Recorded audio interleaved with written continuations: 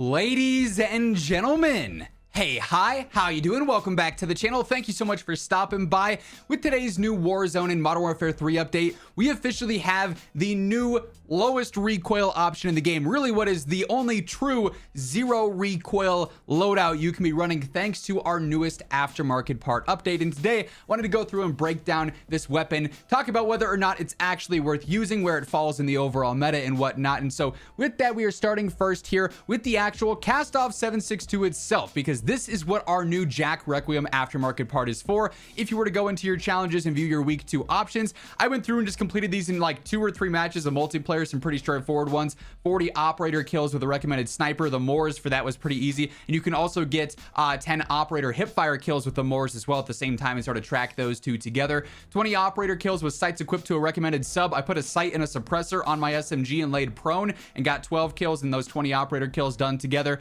And then just 15 kills after reloading with a battle rifle. Like I said, that took like 2 or 3 games. If you're doing it in zombies, it might be a little bit more time consuming just because the sheer number of kills here, or obviously in battle royale because you have to do a lot of looting with 30 crates or 30 caches in various different regions of Urzikstan, as well as placing in the top 10, doing contracts and stuff like that. So depending on if you're a free-to-play player or if you're a premium player, this could take, you know, a couple of hours to unlock, or this could take a couple of minutes. But either way, it's worth going through and unlocking simply because you're going to get progress for the helical reverb camo, the DNA bomb camo for this season, and you never know how they're going to adjust this in the future. But let's talk the Jack Requiem kit. If we were to go into the firing range just straight up right now with the Kastov 762, we're going to see that this is the base one, and we're going to go ahead and look at the recoil, right? So we've known this weapon for a while. Obviously, it was a part of MW2. We know it's a somewhat decent recoil weapon. Like, it's got a lot of movement here. It goes up and to the right and then up and to the right again here. So it's never been the easiest weapon to control over range. And frankly, it's an MW2 gun, so a lot of the control elements of it are not all that great. Now, if we were to go through and actually adjust this and throw on the Jack Requiem aftermarket part, we can see that with the stats here, this does hurt the velo a little bit, which is unfortunately not super great because 612, we're going to have to work on bumping that up purely for the hit scan range in and of itself. It also hurts the fire rate a tad bit, which means its overall TTK is going to be a little bit worse than what it'd be just with the standard version. And for instance, on 300 health here, you can see our red line is the base Kastov 762 with its normal fire rate, where obviously it's close to mid-range. TTK is a little bit slower up through those first 30 meters. And then in the mid-range, frankly, it is pretty competitive out to about 50 meters. But keep in mind, this red line will be a little bit slower and a little bit higher because that slower fire rate. Hey folks, briefly want to chat about my friends over at Gamer Advantage. Of course, GA is no stranger to the channel here. Every single face cam video, you guys see me rocking my Horizon frames. These things are game changers. I've said it before, I'll say it again. There's no more important thing at my setup here, the computers, the monitors, the controllers,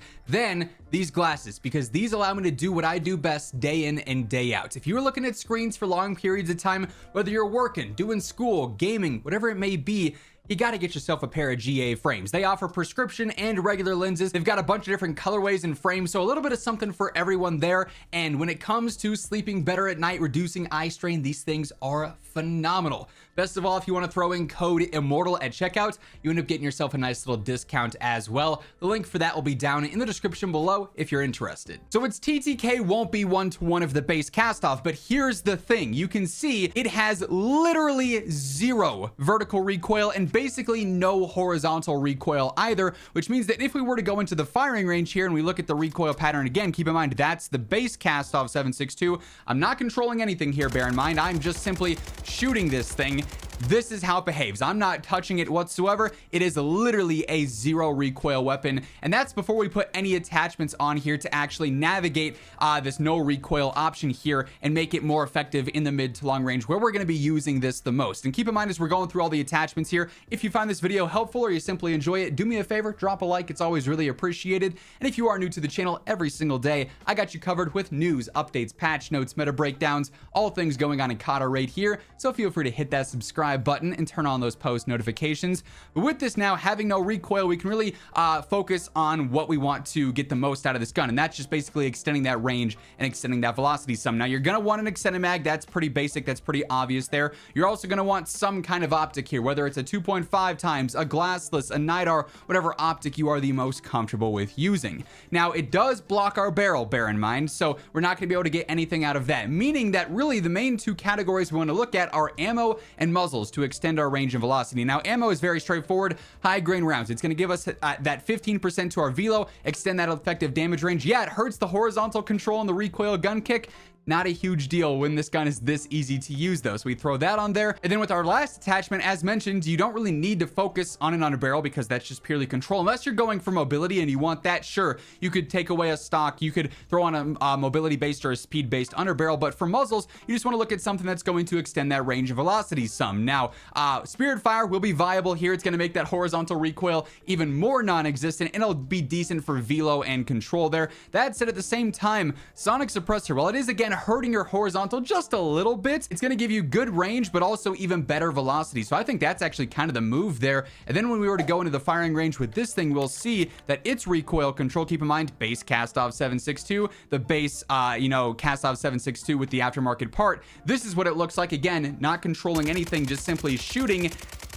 It's not going to move. Like, there is no recoil here. There's a little bit more horizontal side to side just because we do have some attachments hurting that, but it's not something that's going to be super significant by any means. So, you go ahead, throw on some plates here. Keep in mind, firing range damage is not one-to-one accurate of what you're seeing in game, but it's going to be so easy to stay on target because you don't have to do anything. You can just keep shooting straight and it's never going to move. So this means that yes, while its true TTK on paper is not going to be anything all that fancy, right? When you compare it to the MTZ 556 or the Holger 26 or the BP 50 or whatever else, right? When you factor in accuracy, which, let's face it, you are going to land way more shots using this than maybe a BP-50 at 55 meters or maybe a Holger at 45 meters or whatever. While their TTKs initially have a big gap, when you factor in accuracy, they start to become a lot more even. Now, I wouldn't say this thing's going to be absolute #1 meta purely because just straight up, regardless of if you are super accurate with this build in specific, its damage is still not going to be as good as some other very easy to use weapons. But this is probably the most viable that the Kastov 762 has been since we saw the Warzone 3 update go into play, right? Like, obviously, MW2 weapons in general are largely obsolete. They're largely useless because of their behavior or their damage or their movement, but this being so straightforward and so close to already having a competitive TTK means that realistically, it ends up being one of the more competitive MW2 options we have now, and like I said, easily the best version of the Kastov 762 itself. So all that being said, that is going to wrap things up for this one. This is the new literally zero recoil meta loadout. Like, we put that in titles. I know a lot of other people, a lot of other channels on YouTube oftentimes trying to bait out the negative recoil loadout. This gun has zero recoil, and that's just not the case. It actually is factually correct this time around. This thing is the most laser beam like weapon we've got in the game. So that'll wrap things up. If you enjoyed the video, do me a favor and drop a like on it. And if you're new to the channel, be sure to hit that subscribe button on your way out so you can guarantee you are always up to date with everything going on in Call of Duty. But once again, thank you so much for tuning in. And until next time, take it easy, have an awesome rest of your day, and I'll catch you later. Peace out.